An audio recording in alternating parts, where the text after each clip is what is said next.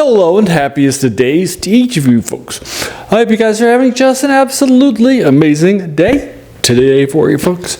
So on Friday I do top 10s, typically older things for you folks. I've done tons of top 10 videos, movies, top 10 serials, that sort of a thing too. I thought it would be nice for me to do the more of the fiction that you read, and that sort of a thing too, that this channel was built around and reviews of these older things that we might have forgot about, and our passion for the new stuff, right? And that sort of a thing too. So I checked it out. So I did my favorite authors for my top 10, and then the next 10 too. And then the last 3 weeks here on Friday, I did my top 10 novels, each out of 30. So you can check those out too. And I'll link you to those in the description, so you can check them out too. And then today we're going to do tons of, this is going to be a long time. There's so many good options here for the top 10 short stories for you folks. Now, for most of today, people read novels. The people that read novels, they don't read short stories very often. Although you might come across a few things here and there that are hidden, like in literature books, reading books, growing up as kids, that sort of a thing too, or collections. But typically people today just who read either to relax or for work or whatever, they read novels and books, right? That sort of thing. So basically the idea here, though, was that for most of history, like the pulp era, where I typically go back and read stuff, there were tons of these things, right? So get ready. We're going to have tons of these hitting, and we've got tons of great stuff for you folks. Also, as a reminder, just as a heads up, this is not just novels and short stories afterwards, right? I'm doing novellas, I'm doing novelettes, right? If it's shorter than a novel, it's here. Just as a heads up. Those are all cogent, and some of those will be hitting this week for you folks, just as a heads up. And then also, as a reminder, like I said before, I do lots of these older things. So my first favorite genre was fantasy. After I read J.R.R. Tolkien's The Hobbit and The Lord of the Rings as a kid in elementary school, loved it so much I turned to tons of other fantasy, and I read fantasy through Michael Moorcock, through R.A. Salvatore became my next favorite author, all that stuff too, right? I loved it. Did a deep dive into everything from Dragons of Autumn, Twilight, and Margaret Weiss and Tracy Hickman to things like that too. And then I started to read horror, with the occasional exceptions. I started to read horror in college with H.P. Lovecraft's Cthulhu Mythos stuff, and I've read thousands of horror stuff now. I've read tons more short stories and novels, but less novels in the horror genre. Now, if you recall, I have said, I've actually published a video where I make the case for horror short stories as being the best form of their sort of deliberation. I've read thousands. So because of my experience, and also because of my love for all things Cthulhu Mythos, you can expect to see quite a few Cthulhu Mythos and horror things too, hitting here, that sort of thing too. Also, when I was in college, I read a short story, a sci-fi collection I picked up from my local bookstore, used bookstore, called Greatest Sci-Fi Stories of All Time. And then the next one, then I also picked up and read a volume about 10 years later called Sci-Fi's Hall of Fame, from the people that come up with Sci-Fi Writers Hall of Fame. So I come up with a lot of sci-fi writers, the professionals, and that sort of a thing too, but the people that put together the Nebula Awards before the Nebulas became a thing. So I've read bunches of those. So you'll see good stuff hitting from sci-fi, tons of stuff hitting from more, but lesser from the fantasy stuff. You might see one or two per every top 10. All right, but here we go. Let's get started. So the number 10 is The Ones Who Walk Away from Omelas by Ursula K. Le Guin in 1973. It's very short. I just read it recently. I picked up a collection of her stuff. I have a bunch of her shorts for this channel. It won a Hugo. It's from 73.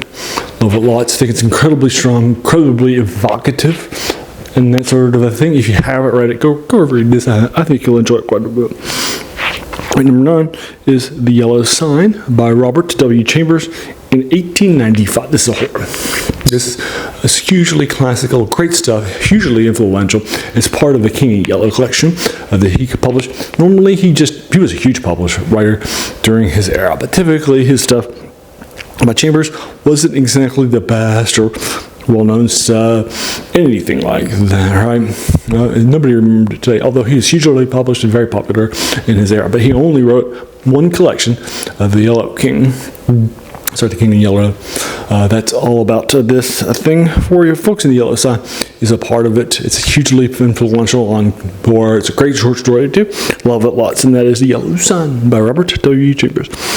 Next is Isaac Asimov's Nightfall, which every for his channel, love it lots. It's from 8. It's hitting number 8. It's from 41. Love it lots. It's an absolute classic. To my mind, and unlike some, it hasn't been forgotten. A lot of people still vote for this.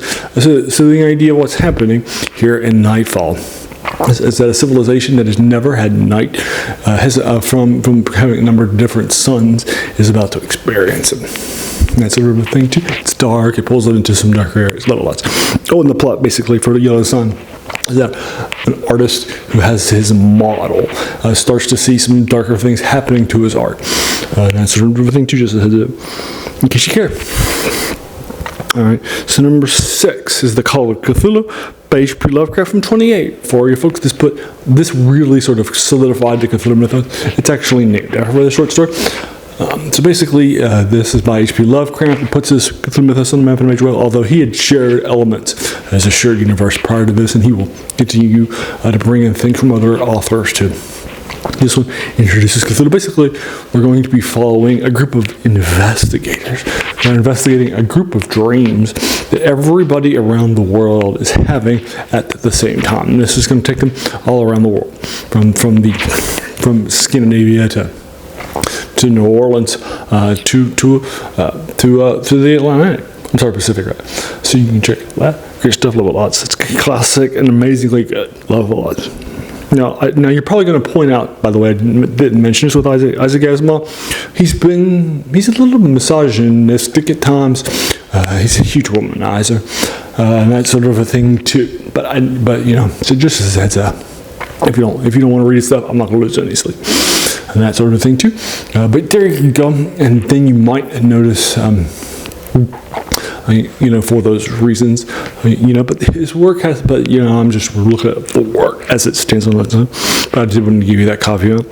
And that's because the next one also has a caveat. That's Neil Gaiman's 2003, also in the Hugo, A Study in Emerald. This is in the Cthulhu mythos. It's basically combining the Sherlock Holmes and the Cthulhu mythos into one. It's actually, I read it in the collection. You can actually read it online too for free, at least the last time I checked years ago. I reviewed it for this channel. Love it lots, heavily influential. No spoilers, but the ending on this is just so strong, so good. On that sort of a thing too. And one Hugo too. But Neil Gaiman has been a little canceled as late, and that sort of a thing too for some of the things that he's done. I totally get that, and that sort of a thing too, right? I get it, I do. Now that's number 6, and now number 5 is the first novella on this list, and this is also in the Cthulhu mythos, but it's more of a sci-fi. It's by one of my favorite authors of all time, Roger Zelazny, wrote the Chronicles of Amber series and lots of other good stuff too. This is a novella too. It's from 1985. It's called 24 Views of Mount Fuji by Hokusai. I read this in the Cthulhu 2000 collection after I started reading all the Lovecraft stuff, and when I was in college. I actually went out and bought this and that sort of a thing too. Loved it lots. I read the entire collection. Loved it lots. Reviewed a lot of the things for this channel too. This is an absolute classic to my mind. So basically what's happening here is that you have our main characters are heading and trying to find out what's happening. It's a little cyberpunk at times, which is why it's more of a science fiction take, but he uses the Cthulhu mythos elements here to just totally flesh out what's happening too. But it is set in the future. It's got some cyberpunky things that happen too. Just as I said. Right, number 4 is Ambrose Bierce's An Inhabitant of Carcosa. This is almost flash fiction. It's like 1 or 2 pages long. It won't take you that long to read. If you haven't read it, read it.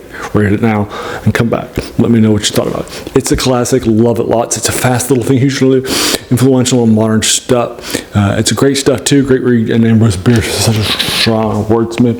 And it's a great reason why. Love it. It's an absolute classic in my mind. And that's The Inhabitant of Carcosa by Ambrose Bierce. I don't want to spoil it because it's like 1 or 2 pages long. It'll take like a couple minutes. and it has an ending that's just an absolute standout. It really influenced a lot of stuff. All right, top 3 time. Number 3 is The Color Out of Space. It's by H.P. Lovecraft from 27. So The Color Out of Space is also set in the Cthulhu mythos, but doesn't add any elements. It's like barely there. It's kind of a science fiction version take of the Cthulhu mythos too, and like 24 views. So the idea here is that a meteorite from space has crashed with an unusual color up in New England. And it lands on a farmhouse and that sort of thing too. It has an unusual, an epic color that's not from anything that we have, which is the title of it too. And it starts to tank the area in a strong way. Love it.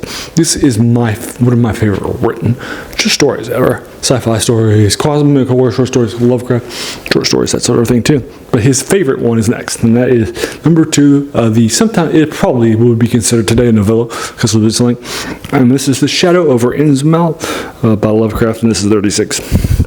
Later on in his career, it's an absolute classic. Basically, what's happening is that somebody is taking a visit to visit the sleepy New England seedy town of Innsmouth over vacation to check out some more things about his family because he had heard about it and that sort of thing too from them.